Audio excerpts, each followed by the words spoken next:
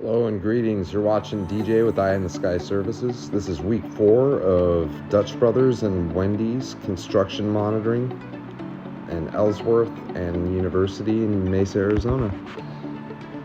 As you can see, we got our perimeter here. It's looking great. A week ago, the Wendy's, which is to the far west of the plot, was not there. I refer to the plot as a perimeter. You're going to hear me say that a lot. So let's do a nice little circle of that perimeter. We have the Dutch Brothers, which is the closest building to us. Doing a nice circle. So here's what we're going to do. We are only going to do one pass through on week 4. This is going to be a little bit different of a flight. We're going to do one pass through. We're going to get some essential pictures of both buildings, especially the Wendy's that's up. It was only a slab of concrete last week. The storm interrupted me the past couple days, but we're getting pretty caught up. So we're going to start week 4 off here with a beautiful flight. We're almost done with this perimeter. We got our craft bearing northwest here, giving you a nice view of the northeast. The Wendy's to the bottom left corner, looking great, almost fully framed and constructed. The Dutch Brothers already constructed. We got the beautiful Superstition Mountains back there, nice little horizontal distraction. We're going to finish this little loop around, and then what we're going to do is we're going to take our craft and we're going to fly above that perimeter or right to the edge of it, and what we're going to do is we're going to plan what's called a waypoint. This is going to be for an autonomous flight that I'm going to start week 5, which is tomorrow. Perimeter has been circled. It's looking great.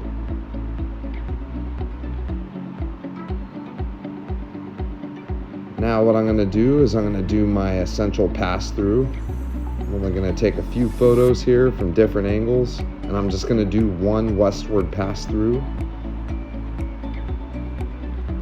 There's the Wendy's right there. They built that quick. This came along nice. We're going to do my little prideful landing here. I'm kind of riding the wind. Little manual landing. Didn't go very well, but I didn't wreck the craft. What I mean by it didn't go very well is I should have landed the first time, but I had to fight that wind here. My little prideful stunt. You don't want to rely fully on the safety software to get you landed. That's the kind of stuff that'll make you crash your drone, so playing it safe here and prideful at the same time. There we go, there's my landing pad. Can he do it?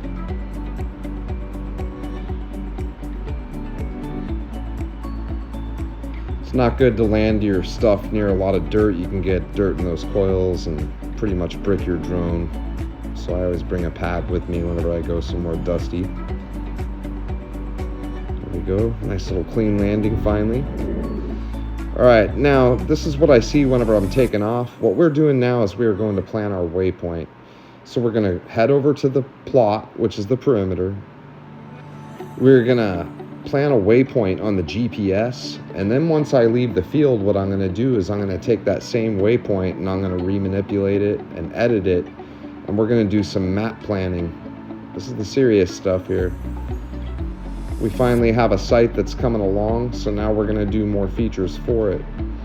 This is beneficial for commercial real estate. It's beneficial for both the builders and investors.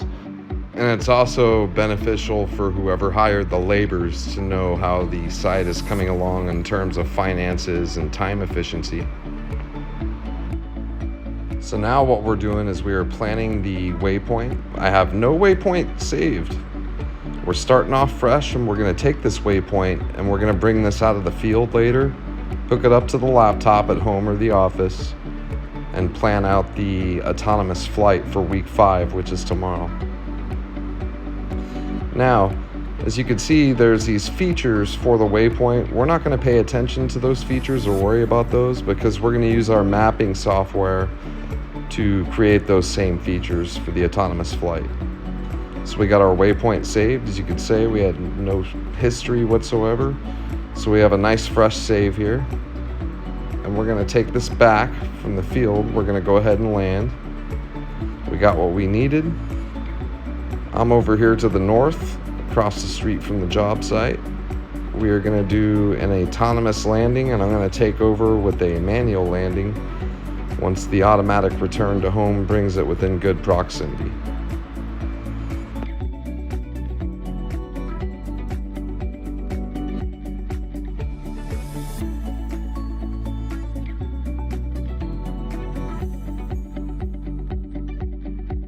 And there we have it. We have automatic landing commencing. Once we get within a good proximity, of course, I'm going to manually take over and give it a nice straight landing. This is pretty good for whenever it gets windy or you're low on battery power, just to be safe. But I still recommend any other pilots definitely take over manually and don't fully rely on that software. Now that we have our waypoint, let's hop on our mapping software. All right, now that we have the waypoint data, we're here at the laptop and we're going to go to waypoint map. This is how you can do 3D rendering, mapping, etc. I like it a lot. So we have no saved waypoint. We're going to start off fresh. You can choose to manually type an address or coordinates and go to your desired location, but in this case I'm going to pinch in like I'm on a phone or a tablet, or in this case a touchpad and a mouse. It's not the funnest, but it's a good way to accurately get to your area. You're going to see that I'm going to surround that area, the perimeter. So I got to drag over a ways. I'm still a ways away.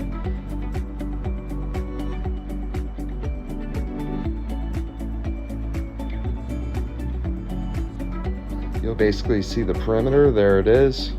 And where I'm parked is across the street to the north. So let's go ahead and create our points. There we go. We got the south side pointed. Let's work our way north. There we go. We're going east. Head due south. And there you have it. We have our perimeter. And what we're going to do is we are going to go down here. And those waypoints that I talked about earlier that had their functions, this is where we create our own functions instead of those original functions. So I'm going to go ahead and change this to Imperial. We're not using the metric system. This is the USA. So I'm going to go ahead and set my altitude. I like going 180. So 180 feet above ground level, that'll be fine. My speed I want to keep. That's decent speed, but I'm going to change my gimbal. That's my camera. We're going to have it negative 90 degrees so it points directly straight down underneath the craft. Perfect for the whole topography. That's just the advanced features. I'm not really going to tinker with those, but we are going to keep the overlap at 80. I'm really going to go away from every 5 picks to every 3 picks if I can, but 5's okay. The point of overlapping is so you can do image stitching for mapping. Alright, we're in business. Now that I have the KMZ downloaded, we're going to go ahead and put this flight plan into our controller and drone to replace that original waypoint. Now it's time to replace that waypoint in the controller with our new flight plan. Now that we have our flight plan, we're going to enter the controller that we have plugged into the laptop. We're in the controller. We're going to go to the software that powers this controller. We're going to go into the files.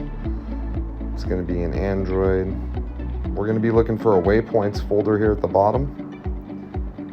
Now in that waypoints folder, we have our original waypoint we programmed earlier.